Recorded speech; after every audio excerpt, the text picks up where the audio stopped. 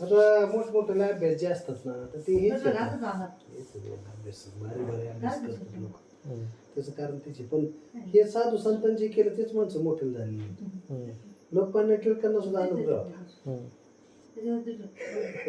कारण जेवढे जेवढे अनुग्रह घेतले ना तेच लोक मोठे झालेले आहेत. हम्म. फक्त त्यांनी सांगितलं नाही की आम्ही अनुग्रह घेतलेले म्हणून. हम्म. आणि आज तुम्हाला बी सांगायचे नाही ना. हम्म. तुम्हाला तुम्ही जागर केल्यानंतर तुम्ही मोठेच होणार ना. हम्म. असंच असतं. विवेकानंदाने अनुग्रह घेतलेलाच होता हम्म. रामकृष्ण परमहंसचा. पण त्यांनी काय केलं, रामकृष्ण परमहंस मिशन अशी एक संस्था काढली म्हणून लोकांना माहीत झालं माहित झालं. का अध्यात्मामध्ये आहे.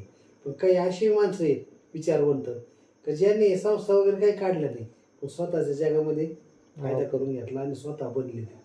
बनता बी येतं ना. मग आता इथं काय मी ते सांगू राहिलो ना. हम्म. स्वतः बनता येतं काय असं दाखव पंढरपूरला जायचं असं काही विषय नाहीच ना. हम्म. स्वतः हुशार होऊन स्वतः तसा पद्धती वागले पाहिजे.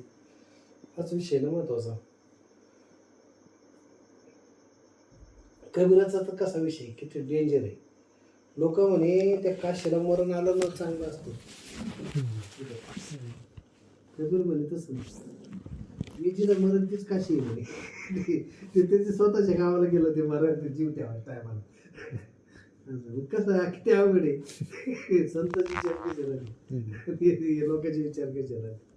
आता आळंदीला नाही का लोक जातात कसे नाही. महाराज नसला तर तिथं गेलो कोणी काय म्हणतं त्याला महाराज म्हणतं का नाही. पण ओरिजिनल महाराज असला तर तिची आळंदी कुठं की काही अडचण आहे. असं आहे. अशा गोष्टी असतात ते. म्हणून ह्या त्या स्थितीला जायला पाहिजे. आणि ह्या स्थितीत तुम्हाला सोपं आहे हो भोगायला. पण तुम्ही आता तेवढा टाइम द्याय ना. त्याच्यामुळं हे झालं असा विषय आहे. तरी तुमच्या ताईला मी प्रपोज केलं नाही की नाही आपण माहिती आहे ना. माणसेल नाही. आईला केलं. आईला. आहे ना.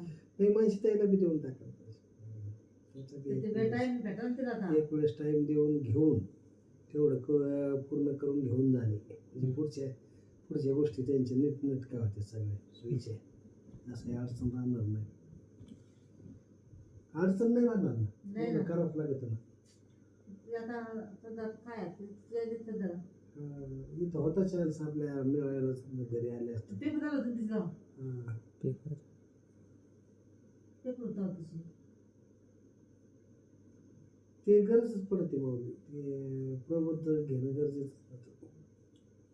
कोणत्या बी एक दिवस असाच अभ्यास जास्त मी तुम्हाला सांगितलं ना एकदा लय मोठा अभ्यास करून त्याचं एवढं पार पडलंच पाहिजे आणि ते चांगलं राहतं. कारण खरा अनुभव तुम्हाला कधी माहिती आहे का प्रबोधच्या ज्ञानानंतर आहे अगोदर नाही. आणि देवादिकाच्या सगळ्या गोष्टी ह्या प्रबोध झाल्यानंतरच कळतात अगोदर नाही. म्हणजे परमार्थ कधी चालू होतो कधी प्रबोध झाल्यानंतर चालू होत आहे. अगोदर चालूच नाही खरा. आणि ज्याला अनुग्रहच नाही त्याचा प्रबोध कधी व्हायचा आणि कधी काय चालू व्हायचं त्याचं असं आहे. 10वीला ऍडमिशन आणि 12वीचं ऍडमिशन फरक पडतो ना किती. हे पुढं आहे ना तुमचं जीवन कळतं तुम्हाला. पुढचं जीवन कळतं आलेलं कळतं गेलेलं कळतं. त्याच्यामुळे दशा आहे त्याच्यामुळे ती आणि स्थितीच अशी जागृती स्थिती येते ती अशी याच्यामध्ये नाही. सुशुद्धी झोप येते तशी ती नाही झोप येते ही जागृती येते. त्याच्यामुळे कळतं सगळं. आणि ते कळायलाच पाहिजे ना. हां एवढं आहे का बा आता बाकीच्या प्रक्रिया तुम्ही नाही करू शकत सुरुवातीला पण तेवढं तर कळतंय ना समक्ष दिसतंय ना फरक पडतंय ना. चित्रपटासारखं तुम्ही ना आली देव आपल्याला बोलायला लागले मग आपण पाय पडायला लागले